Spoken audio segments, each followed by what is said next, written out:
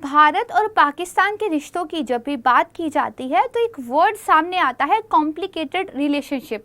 यानी कि भारत और पाकिस्तान के संबंध हमेशा से कभी दुश्मनी कभी दोस्ती इससे जूझते रहे हैं। जब हमने कल यूनाइटेड नेशन व इंडिया इस वीडियो पर चर्चा की थी तो वहां भी हमने देखा था कि पाकिस्तान अभी भी कश्मीर के मुद्दे पर भारत के खिलाफ आरोप लगाने से बाज नहीं आ रहा है और सार्क जैसे संगठन जिसमें भारत और पाकिस्तान दोनों देशों की सदस्यता है वो इस कड़वाहट की वजह से शिथिल पड़े हुए हैं। लेकिन ऐसा क्या हुआ है कि भारत और पाकिस्तान दोनों एक प्लेटफॉर्म पर साथ आए हैं और बाकायदा एक एसोसिएशन बनाने पर सहमत हुए हैं। दरअसल उस मजबूरी का नाम है पाम ऑयल। पाम ऑयल यानी कि ताड़ का तेल एक ईडेबल ऑयल है, यानी कि एक खाद्य तेल है।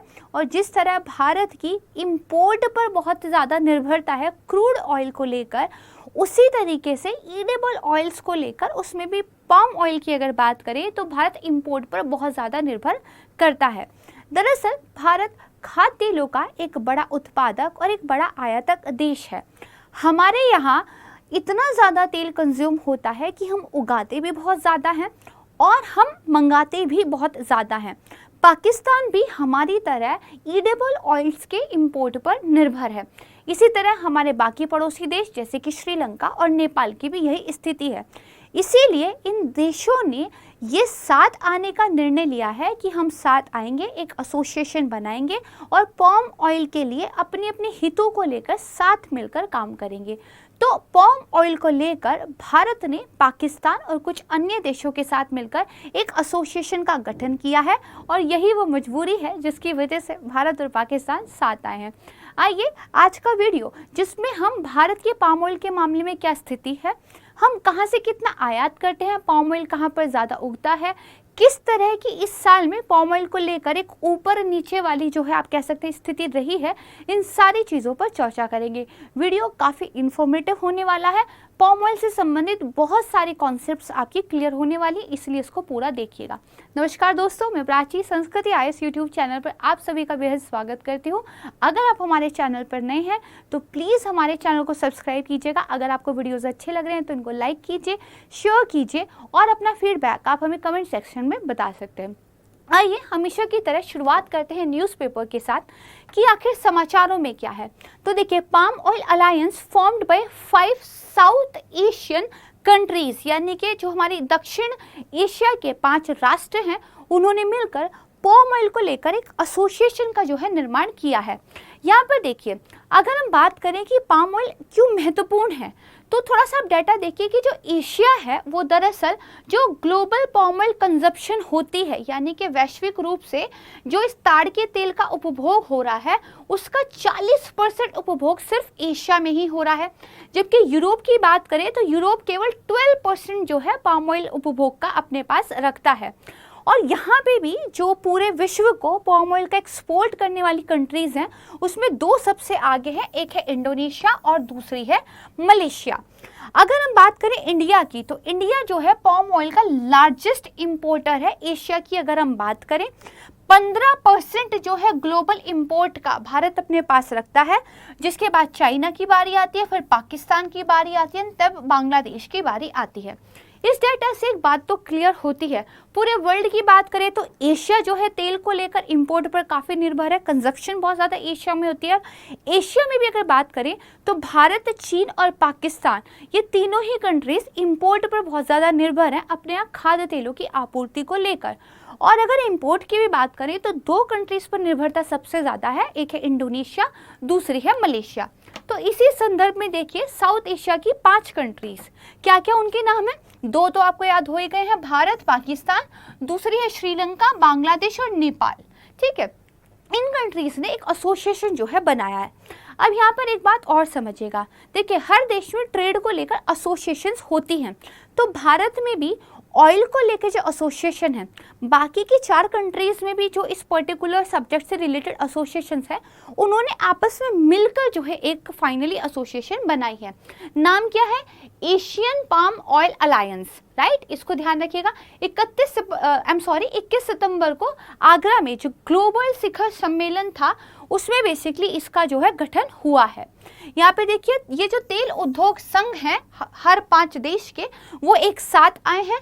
क्यों आए हैं? क्योंकि पांचों के ही पांच ताड़ तेल के क्या है, प्रमुख आयातक है। अगर बात करें कि इस एसोसिएशन के अध्यक्ष कौन होंगे, तो देखिए भारत में अडानी विल्मर लिमिटेड के जो निदेशक हैं और साथ में जो solvent extractors association of India SEA है, उसके अध्यक्ष अतुल चतुर्वेदी, वो दरअसल पहले जो है इसके अध्यक्ष रहेंगे। और अगर बात करें कि इसके सचिवालय को किसके द्वारा प्रबंधित अभी किया जाएगा, तो जो SEA है यानी कि solvent extractors association of India, इनके द्वारा शुरुआत में जो है इस APOA के सचिवालय को बेसिकली आप कह सकते हैं उसकी जो है जिम्मेदारियों को निर्वाह किया जाएगा। तो ये तो जो था आपको समझ में आ ही गया है। इसका उद्देश्य क्या होगा, अब तक आपको समझ में आ गया होगा। भाई हम जो है पाम तेल के लिए आयात पर निर्भर करते हैं। अगर अलग अलग कंट्री बार्गेन करेगी तो वो ज़्यादा बेनिफिट नहीं ले पाएगी, लेकिन अगर 5 बड़े ग्राहक आपस में मिल जाएं, फिर वो बार्गेन करें, फिर वो जो है ट्रेड में एक साथ इकट्ठे खड़े हो जाएं, तो वो अच्छा जो है डील अपने लिए हासिल कर सकते हैं। तो ये 5 कंट्रीज अपने हितों को लेकर काम करेंगी, इसी के लिए इस तरह का जो है एक फॉर्म संगठन किया गया है। तो व्यावसायिक हितों की जो है रक्षा ये नया गठबंधन करेगा। सामूहिक सौदेबाजी जो है हमारी स्ट्रांग होगी, आयात को जो है सस्टेनेबल बनाया जाएगा। जो आम समस्याएं होंगी उनके लिए एक सिंगल मंच बन गया है जहां पर बैठकर जो है बातचीत की जाएगी। और देखिए आगे चलकर जो इंडोनेशिया, मलेशिया और थाईलैंड जैसे प्रमुख तेल उत्पादक देश हैं, उनको भी शामिल करने की जो है बात की जा रही है। इसकी जो अगली बैठक होगी वो 2023 में इंडोनेशिया में होगी, ऐसी जो है उम्मीद की जा रही है। तो ये तो आपका जो है AOPA के बारे में था, इतना आप समझ गए। और ये भी आप समझ गए कि एक ऐसी मजबूरी तो है जो इंडिया और भारत को, जो इंडिया और पाकिस्तान को, भारत और पाकिस्तान को जो है साथ ले आई है। अब यहाँ पर देखिए एक रिपोर्ट आई है, Asia Pacific palm oil market report 2022, जो ये बताती है कि आने वाले टाइम में क्योंकि बायोफ्यूल्स में ग्रोथ होने वाली है, तो इसकी वजह से पाम ऑयल की भी जो है मांग में वृद्धि होगी। देखिए पाम ऑयल का जो आप कह सकते हैं यूज़ होता है ना, वो बहुत सारी चीज़ों में होता है, चाहे वो कन्फेक्शनरी की चीज़ें हों, जो बिस्किट्स वगैरह आप खाते हैं, आइसक्रीम आप खाते हैं, चाहे वो साबुन हो, डिटर्जेंट हो या कॉस्मेटिक्स हो, इन सब में पाम ऑयल का कहीं ना कहीं यूज़ होता है। बायोफ्यूल्स को बनाने में भी पाम ऑयल का यूज़ होता है। जैसे जैसे विश्व की जनसंख्या बढ़ेगी, इन सारी ही चीज़ों की डिमांड बढ़ेगी, और अगर इन सारी चीज़ों की डिमांड बढ़ेगी तो पाम ऑयल की भी जो है डिमांड बढ़ेगी, जिसकी वजह से इसमें आगे क्या है और ग्रोथ देखने को मिल रही है। तो यहाँ से हम थोड़ा सा पाम ऑयल की तरफ बात करते हैं। भारत और पाकिस्तान ने जो संगठन बनाया उसके बारे में हम समझ चुके हैं। दूसरा देखिए यहाँ पे सिर्फ पाम ऑयल ही नहीं, भारत में देखिए पता चला है कि अगस्त की अगर बात करें तो जो सनफ्लावर ऑयल है, जो सूरजमुखी का हमारा जो तेल होता है, उसके इंपोर्ट में भी 89.6% की जो है ग्रोथ आई है। इंडिया जो कि वर्ल्ड का लीडिंग वेजिटेबल ऑयल बायर है, वेजिटेबल ऑयल्स का जो एक सबसे बड़ा बायर है इंडिया, वो देखिए सनफ्लावर के ऑयल के लिए भी क्या है इंपोर्ट पर डिपेंड करता है। और बेसिकली हम 16% जो हमारा टोटल ईडेबल ऑयल इंपोर्ट होता है उसमें से 16% जो है सनफ्लावर ऑयल का करते हैं। यानी कि ना सिर्फ पाम ऑयल बल्कि जो अन्य ईडेबल ऑयल्स हैं उनका कंजप्शन भी भारत में काफ़ी होता है, और उनमें से अधिकतर के लिए हम जो है इंपोर्ट पर निर्भर करते हैं। इसके बाद यहाँ पर देखिए बताया गया है पाम ऑयल देखिए अभी क्या है, पूरे साल में सबसे कम कीमतों पर है, पर फिर भी जो कंपनीज हैं वो उसका बेनिफिट जो है जनता को पास नहीं कर रही है। तो देखिए यहाँ पर बेसिकली ये बताया गया है कि पाम ऑयल जो कि प्रोसेस्ड फूड का एक इम्पॉर्टेंट इंग्रेडिएंट है, कॉस्मेटिक्स का, सॉप्स का जो है एक इम्पॉर्टेंट इंग्रेडिएंट है, उसकी कीमतें फाइनली लो पे आई है। कम से कम एक साल में जो उसकी कीमतें थी उससे वो कमी पे आई है। फिर भी इंडस्ट्रीज जो इसको सस्ता नहीं कर रही। इंडस्ट्रीज का कहना ये है क्योंकि इन्फ्लेशन है और बाकी सारे कच्चे माल की कीमतों में कोई फर्क नहीं पड़ा है, इसीलिए हम जो है पाम ऑयल की कीमतों को कंज्यूमर्स को ट्रांसफ़र नहीं कर पा रहे हैं। इसके अलावा पाम ऑयल को लेकर इन्वायरमेंटल कंसर्न्स भी देखिए सामने आती हैं। कीमतों की बात कर ली, ठीक है, सनफ्लावर की इंपोर्ट की बात कर ली, अब थोड़ा सा इन्वायरमेंट का पहलू समझते हैं। देखिए पाम ऑयल की बहुत सारी प्रजातियां हैं, मतलब काफ़ी ज़्यादा हैं, लेकिन उनमें से कुछ प्रजातियों का हम कमर्शियल चीज़ों के लिए उपयोग करते हैं। जो तेल है हम कुछ का जो है यूज़ करते हैं, जो भी मैंने आपको चीज़ें बताई उन सब में। कुछ प्रजातियों के तेल का उपयोग अभी हम नहीं जानते हैं। तो देखिए, मानव करता क्या है, जिससे उसको फायदा होता है उसको वो बढ़ावा देता है, जिससे फायदा नहीं होता उस पर ध्यान नहीं देता। इसकी वजह से काफ़ी सारे पाम ऑयल के जो स्पीसीज है वो विलुप्त होने के कगार पर पहुंच रही है। और वैज्ञानिकों का ये कहना है कि कुछ स्पीसीज ऐसी हैं जिनका शायद हमें उपयोग भविष्य में पता चले, वो उपयोग पता चलने से पहले ही विलुप्त हो जाएंगी। तो हमें इस ओर थोड़ा ध्यान देने की ज़रूरत है। एक बात तो यह है जो यहाँ पर बताई गई है, ठीक है, कि more than half of the world's palm trees in a danger. दूसरी कंसर्न ये आती है, पाम ऑयल का क्योंकि खेती करना लाभकारी होता है, क्योंकि आप उसके तेल को लोगों को बेच सकते हैं, तो जंगलों को साफ करके वहाँ पे पाम ऑयल के प्लांटेशन को ज़्यादा बढ़ावा दिया जा रहा है, इंडोनेशिया, मलेशिया जैसी कंट्रीज़ में तो खासकर। इसकी वजह से वहाँ के फॉरेस्ट का जो एक नेचुरल इकोसिस्टम था, जहाँ पे हर तरह के पेड़ पौधे उगते थे, हम उनको साफ कर दे रहे हैं और सिर्फ पाम ऑयल की भी एक पर्टिकुलर स्पीसीज को हम जो है कल्टीवेट कर रहे हैं। इसकी वजह से हमारे फॉरेस्ट खतरे में पड़ रहे हैं, डिफॉरेस्टेशन की प्रक्रिया बढ़ रही है और काफ़ी सारी जो स्पीसीज है वो विलुप्ति के कगार पर पहुँच रही है। तो मानव जिस चीज़ का उपभोग करता है उसमें भी अति कर देता है, जिसकी वजह से हमें प्रॉब्लम्स फेस करने को मिलती है। तो जब पाम ऑयल पढ़ेंगे तो एक पहलू दरअसल ये भी होता है। इसके अलावा देखिए, अब इंडोनेशिया क्योंकि सबसे बड़ा वो एक्सपोर्टर है पाम ऑयल का जो इंडिया को करता है, तो उसके संदर्भ में कुछ अभी जो न्यूज़ डेवलपमेंट हुई थी उनको समझते हैं। यहाँ पर देखिए, जो इंडोनेशिया है वो कोशिश कर रहा है कि इंडिया के जो पाम ऑयल का मार्केट है उसका 60% जो है वो फिर से कर ले अपने पास। तो हमने तो पहले ही बात की कि भाई इंडिया जो भी इंपोर्ट कर रहा है उसमें सबसे बड़ा हिस्सा जो है इंडोनेशिया का है। तो फिर ये इंडोनेशिया फिर से क्यों ट्राई कर रहा है? इसका मतलब बीच में हमने इंडोनेशिया से तेल लेना कम कर दिया था। तो ऐसा हमने क्यों किया था? क्योंकि इंडोनेशिया ने ही बैन लगा दिया था। ये वाली बात भी हम समझेंगे। यहाँ पर देखिए, Indonesia trimming palm oil stocks with discount to India. Indonesia जो है फिलहाल भारत को डिस्काउंट देने की भी बात कर रहा है ताकि उनके यहाँ जो स्टॉक्स इकट्ठा हो गया है उसको कम किया जा सके। तो ये स्टॉक उनके यहाँ इकट्ठा हुआ कैसे? ये देखिए, अप्रैल 28 ये न्यूज़ थी, अप्रैल 22 की, उन्होंने कहा था इंडोनेशिया जो है पाम ऑयल के एक्सपोर्ट पर जो है अप्रैल 28 से बैन लगा देगा। उन्होंने अचानक से एकदम पॉलिसी अपना चेंज किया और ये कह दिया कि 28 अप्रैल से हम जो है एक्सपोर्ट जो है नहीं करेंगे। भारत को इससे झटका लगा क्योंकि हम इनके ऊपर काफ़ी निर्भर थे, लेकिन फिर भारत ने ऑल्टरनेट तरीके देखने शुरू किए और हमारा जो ऑयल हम लेकर आ रहे थे उसमें मलेशिया का हिस्सा थोड़ा बढ़ने लग गया और बाकी देशों का भी। लेकिन बाद में फिर देखिए, देर आए दुरुस्त आए वाली कहावत इन्होंने वो की और basically Indonesia to scrap controversial palm oil export ban. उन्होंने जो बैन लगाया था उन्होंने बहुत जल्द ही कुछ ही महीनों में पहले उसको पार्शियली और फिर कंप्लीटली हटा दिया। अब जब बैन हट गया तो वो वापस से कोशिश कर रहे हैं कि भारत के मार्केट में उनकी पहले जितनी पहुंच हो सके। यहाँ पर देखिए, उन्होंने ये भी कहा है कि ग्लोबल एडिबल ऑयल मार्केट में हम बेसिकली इम्प्रूवमेंट्स जो है लेकर आ रहे हैं। क्यों? क्योंकि हमारे यहाँ जो डोमेस्टिक सप्लाई की प्रॉब्लम होती है वो सॉल्व हो गई है। मतलब घरेलू रूप से हमारे यहाँ कीमतें बैलेंस हो गई है, घरेलू रूप से हमारे यहाँ सप्लाई काफ़ी ठीक हो गई है।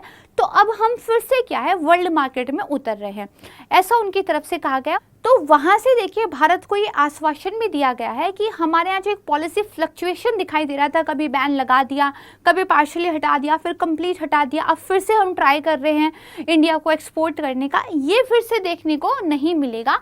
और फिलहाल तो जैसा कि हमने देखा वो भारत को क्या है बेसिकली डिस्काउंट पर जो है दे रहे हैं। इसके अलावा यहाँ पे देखिए, India lead the way towards the sustainable palm oil industry. अब देखिए, ये 23 सितंबर की न्यूज़ है।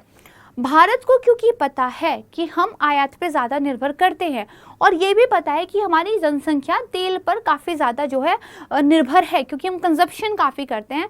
और क्योंकि हमने ये एक बार देख लिया एग्जाम्पल कि इंडोनेशिया ने जब अचानक से बैन लगा दिया था तो प्रॉब्लम हुई थी, तो धीरे धीरे सरकार की तरफ से एफर्ट किए जा रहे हैं हम अपने यहाँ ही इतना तेल उगाएं कि धीरे धीरे हमारे क्या है इंपोर्ट्स पर निर्भरता जो है कम हो जाए। इसको लेके काफ़ी पहले से सरकार के द्वारा प्रयास किए जा रहे थे, जिनको हम जो है एक एक कर पढ़ेंगे।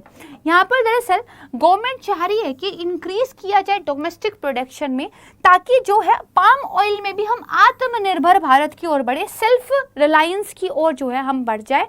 और इससे बेसिकली जो इंडिया के अंदर क्या है एक सस्टेनेबल पाम ऑयल प्रोडक्शन को हम क्या है बढ़ावा देंगे। ठीक है, तो अब यहाँ तक हमने ये जाना कि पाम ऑयल को लेकर इंडिया की एक्चुअली सिचुएशन है क्या। अब हम थोड़ा सा पाम तेल के बारे में, उसके उपयोग को लेकर, भारत की खाद्य तेल अर्थव्यवस्था क्या है और भारत के द्वारा कौन कौन से इनिशिएटिव्स चलाए जा रहे हैं उन पर थोड़ा सा विचार कर लेते हैं।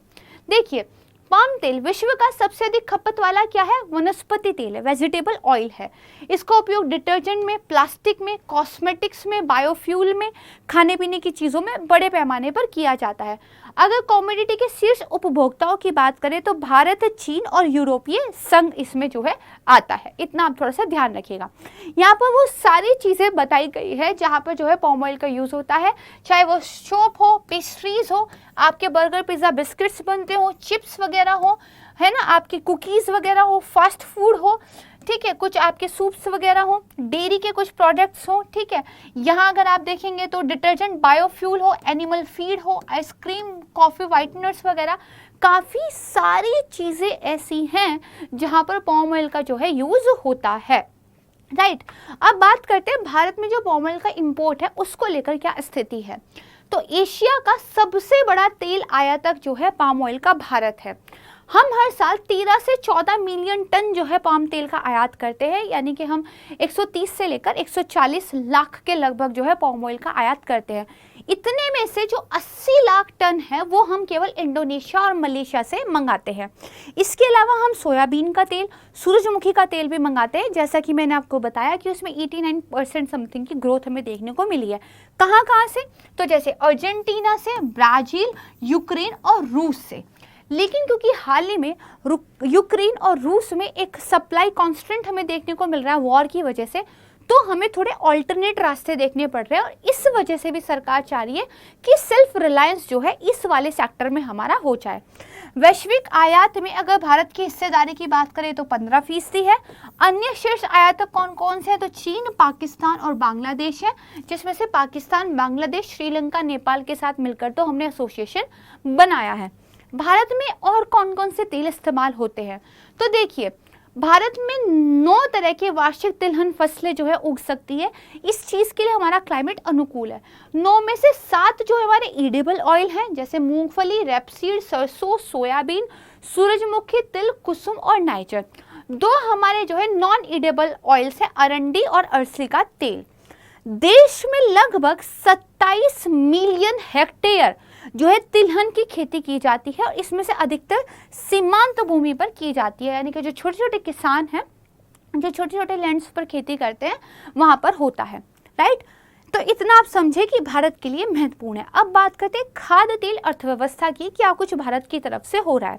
देखिए, 1986 में ही, यानी कि काफ़ी पहले ही, हमने तिलहन पर एक प्रौद्योगिकी मिशन की स्थापना की थी, काफ़ी पहले। फिर 2014 में हमने क्या किया, इसको तिलहन और पाम तेल पर एक राष्ट्रीय मिशन में बदल दिया, यानी कि हम basically oil and palm oil पर एक नेशनल मिशन में जो है उसको कन्वर्ट कर गए। इसके साथ ही जो राष्ट्रीय खाद्य सुरक्षा मिशन था, इसको जो है इसमें भी मिला दिया गया। इसकी वजह से जो सरकार ने प्रयास किए, कुछ बेनिफिट्स हमें देखने को मिले भी, जैसे जहाँ 86-87 में लगभग 11 मिलियन टन था, वहीं 19-20 में लगभग 33 मिलियन टन तेल उत्पादन वृद्धि जो है हुई है, जो हमें दिखाती है कि सरकार जो प्रयास कर रही थी उनके रिजल्ट्स देखने को मिलते हैं। एक और वर्ड आता है जब ईडेबल ऑयल्स की बात होती है, वो है येलो रेवोल्यूशन, यानी कि पीली क्रांति। देखिए, पीली क्रांति भी खाद्य तिलहन के उत्पादन को बढ़ाने के उद्देश्य से ही शुरू की गई थी। इसके अलावा सरकार एक खरीफ रणनीति भी लेकर आई थी 2021 में। इस खरीफ रणनीति का ये बेसिकली लक्ष्य था कि तिलहन की खेती के अंतर्गत हम 6.37 लाख हेक्टेयर का अतिरिक्त क्षेत्र लाएंगे, यानी कि और ज़्यादा खेती हम तिलहन की करेंगे, ज़्यादा से ज़्यादा भूमि हम तिलहन की खेती के अंदर लेके आएंगे। इसके लिए एक खरीफ जो है रणनीति सरकार की तरफ से लाई गई, ठीक है। अब बात करते हैं राष्ट्रीय खाद्य तेल मिशन ऑयल, ठीक है। ये बेसिकली यहाँ पे एक्स्ट्रा है, ठीक है, इसको ध्यान रखिएगा।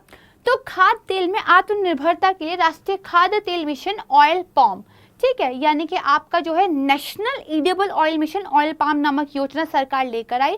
लगभग 11,000 करोड़ रुपए का बजट जो है सरकार ने रखा है। यहाँ पर एक आप प्रेस रिलीज देख सकते हैं, ये 30 नवंबर 2021 की है, ministry of agriculture and farmer welfare के द्वारा। यहाँ पे देखिए सरकार ने ये कहा है कि इंडिया जो है इंपोर्ट करता है कम से कम 130 मिलियन टन, जो है 30 लाख टन एडिबल ऑयल, जिसमें से पाम ऑयल जो हम मंगाते हैं उसका शेयर 56% है। इसलिए पाम ऑयल पर ज़्यादा फोकस रखने के लिए हम एक national mission on edible oils oil palm जो है लेकर आए हैं। और इसके लिए हमने क्या है लगभग 11,000 करोड़ रुपए का बजट रखा है, जिसमें से लगभग 8,500 जो है सेंट्रल का शेयर होगा, करीब 2,000 जो है वो स्टेट का शेयर होगा। ऐसा कहकर सरकार जो एक प्रोग्राम लेकर आई थी। ठीक है, तो इसको थोड़ा सा ध्यान रखिएगा। इस वाले प्रोग्राम के क्योंकि इतना लंबा बजट सरकार ने रखा है, क्या क्या उद्देश्य है। एक तो जो घरेलू लेवल पर खाद्य तेल की कीमतें हैं उनको कम किया जाए, क्योंकि महंगे पाम तेल के आयात से वो जो है डिसाइड होती है। भाई जितने का हम इंपोर्ट करेंगे उतने पर बेचेंगे, लेकिन अगर हम अपने यहाँ उगाएंगे तो हम थोड़े से रेट को क्या है ठीक कर सकते हैं। और 25-26 तक पाम तेल का घरेलू उत्पादन हमें 3 गुना बढ़ाना है, और ये 11 लाख मीट्रिक टन तक जो है करना है। प्रोडक्शन में हमें इंक्रीज करना है। इसके अलावा मिशन में ये कहा गया है कि 25-26 तक हम पाम तेल की खेती में जो है 10 लाख हेक्टेयर का क्षेत्र ले आएंगे। 29-30 तक 2029-30 तक हम करीब 17 आप मान के चलिए लगभग 16.5 लाख हेक्टेयर का जो है क्षेत्र हम इसकी खेती के अंतर्गत ले आएंगे। ये एक उद्देश्य रखा गया है। यहाँ पे एक बहुत इंपॉर्टेंट चीज़ ध्यान रखिएगा, इस मिशन के तहत भी कुछ पर्टिकुलर एरियाज पर ज़्यादा सरकार जो है ध्यान दे रही है। विशेष बल जो है वो उत्तर पूर्वी राज्यों पर है और अंडमान निकोबार आइलैंड पर है, द्वीप समूह पे। ऐसा क्यों है? क्योंकि यहाँ का जो मौसम है वो अनुकूल है इस तरह की खेती के लिए। तो पीटी में कभी भी पूछा जा सकता है कि जो आपका एक राष्ट्रीय मिशन है पाम ऑयल के लिए, उसमें किस क्षेत्र पर ज़्यादा ध्यान दिया जा रहा है, तो उत्तर पूर्वी भारत और अंडमान निकोबार द्वीप समूह, इस पर ज़्यादा ध्यान दिया जा रहा है। क्यों? क्योंकि अनुकूल मौसम स्थितियाँ यहाँ पर है। तो अब तक हमने देखिए काफ़ी सारी चीज़ें समझी। सबसे पहले तो हमने ये समझा कि पाम ऑयल की वजह से भारत और पाकिस्तान साथ आए हैं। दूसरा हमने ये समझा पाम ऑयल का शेयर भारत की ईडेबल ऑयल में वैसे भी ज़्यादा है, हम उगाते भी काफ़ी हैं और हम आयात भी काफ़ी करते हैं। उसमें भी हम इंडोनेशिया मलेशिया पर ज़्यादा निर्भर हैं। इंडोनेशिया ने बैन लगा दिया था, अभी वो बैन हट गया है, अब वो हमें फिर से डिस्काउंट दे रहे हैं। इंडिया भी सस्टेनेबल जो है पाम ऑयल की कल्टीवेशन को लेकर जो है काफ़ी सारे इनिशिएटिव्स ले रहा है। फिर हमने पाम ऑयल के बारे में समझाया, उसके उपयोग क्या है इसके बारे में समझाया, और सरकार इसके लिए क्या क्या इनिशिएटिव लेके आई है इसके बारे में हमने समझाया। कुछ डाटा हमने देखे हैं। तो यहाँ तक हमने जो है पाम ऑयल के बारे में एक 360 डिग्री एनालिसिस कर लिया है। अगर प्रीलिम्स में कोई प्रश्न बनता है या फिर अगर मेंस में कुछ लिखने के लिए आता है तो ये जो पॉइंट्स हैं ये सफिशिएंट होंगे, आप बहुत बेहतरीन तरीके से इसका आंसर लिख पाएंगे। तो इसी के साथ मुझे उम्मीद है कि वीडियो आपको अच्छा लगा होगा। प्लीज़ कमेंट कर बताइएगा, क्योंकि इन छोटे छोटे वीडियोस को बनाने के लिए काफ़ी सारे एनालिसिस हम एक साथ जो है लेकर आते हैं, काफ़ी सारे पॉइंट्स को जो है एक वीडियो में कवर करते हैं और हर एक पॉइंट के लिए हम अलग तरीके से पढ़ाई करते हैं, तब उसको साथ लाते हैं। तो अगर अच्छा लगेगा तो प्लीज़ लाइक कीजिएगा, कमेंट करके बताइएगा कि आपको कैसे लग रहे हैं। और बहुत जल्द मिलूंगी मैं आपको एक नए वीडियो के साथ, एक नए इंटरेस्टिंग टॉपिक के साथ। तब तक के लिए बने रहिए संस्कृति IAS यूट्यूब चैनल के साथ, और आप सभी को बेहद धन्यवाद। नमस्कार, जय हिंद।